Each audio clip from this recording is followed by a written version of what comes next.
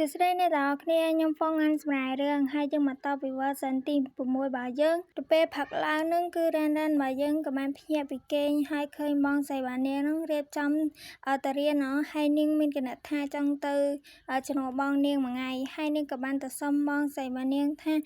បងស្រីបើថ្ងៃហ្នឹងមកបងឯងនៅថ្នេរចឹងគឺនាងចង់ទៅជំនួសមួយថ្ងៃចឹងណាហើយបងរ៉ានរបស់យើងធ្វើដល់ថ្នាក់ហ្នឹងថ្ងៃណាគេមិនទុនចិត្តលោកអើយហើយបងស្រីបានាងក៏បាននិយាយប្រាប់នាងថានៅសាលានឹងមិនហើយកុំញ៉ៃញ៉ៃអីចឹងណាហើយកុំបករឿងអីផ្សេងបើសិនជាអញ្ចឹងទេគឺគ្រូដេញចេញពីសាលាហើយគាត់ក៏បាននិយាយថាតារានឹងគឺហាមមានស្នេហាសោះបើសិនជាមិនអញ្ចឹងទេគឺគាត់ដឹងគាត់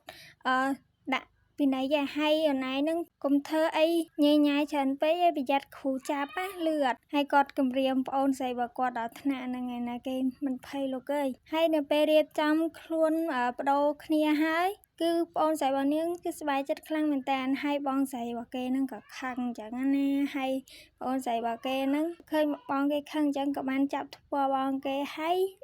ពាក់តាគៀបឲ្យទៀតហើយទៅមកអានក៏បាត់ខឹងវិញទៅហើយរ៉ានក៏បានរៀបលាបងស្រីរបស់គេទៅរៀនចឹងណាពីអ្នកហ្នឹងខ្ជូតខ្លាំងមែនតើពេលមកដល់សាលាហ្នឹងឃើញថាយិនរបស់យើងឈរចឹងណាគេប្រស្អាតរហើយអាមីហ្នឹងក៏ត្រូវជាប្អូនរបស់ថាយិននឹងដែរហើយក៏បានសួរបងគេថាហើយបងឯងនឹងមកធ្វើអីគេនៅនឹងហើយនៅឈរកាច់រកកាច់រៀងហ្នឹងឯងនៅចាំស្រីស្អាតមែនចាំនឹងសាមែនគេសួរឡើងច្រើនហ្មងហើយបងឯងអត់មានមើលឯថាឥឡូវហ្នឹងលីសានោះឈួតបាត់ហើយវាឈរអញញ៉ែម្នាក់ឯងប្រកាច់ប្រកាន់ពេញហ្នឹងបងឯងមានមើលអរេហើយកុំមកធ្វើចឹងហើយលីសាក៏បាននិយាយថាថ្ងៃហ្នឹងឃើញមកថាយិនស្អាតម៉ែសង្ហាម៉ែហើយឡងលងស្នេហ៍ហ្មងហើយបងឯងឈរធ្វើគេនៅនឹងឈរចាំខ្ញុំមែនហើយថាយិនក៏បាននិយាយថាថ្ងៃហ្នឹងអត់មានចាំណាគេគាត់ឈរលេងតាហើយពួកណៃហ្នឹងនាំគ្នាមកធ្វើស្អីគេនៅហ្នឹងហើយសួរបងធ្វើអីហើយអាមីក៏បាននិយាយថាថ្ងៃហ្នឹងខ្ញុំគ្រាន់តែមកសួរលេងតាចង់ដឹងពីសុខទុក្ខមួយថ្ងៃហ្នឹងហើយឥឡូវប្អូនស្រីរបស់គាត់ហ្នឹងមិនអីហើយជាហើយនៅគឺនាងនឹកខ្លាំងណាស់ចង់ឃើញមិត្តភក្តិរបស់នាងហើយឈប់ប្រហែលថ្ងៃឯហ្នឹងប្រហែលជាមួយអាទិត្យជាងហើយឥឡូវមិនអីហើយពេលហ្នឹងថាស៊ីរបស់យើងក៏បានសួរមិត្តភក្តិរបស់គាត់ថានៅក្រៅហ្នឹងមានរឿងអីគេហើយគាត់ក៏ឃើញទូរស័ព្ទរបស់យើងដើរចូលមកទៅគាត់លេងនិយាយទៅដោយដែលយើងនឹងថាបងថាយីនឹងគឺគាត់ប្រកាសភ្នែកឲ្យកាន់មកមើលស្រី3នាក់ដែលយើងឃើញតួម្នាក់ទៀតដែលមានឈ្មោះថា Jenny កំពុងតែនិយាយ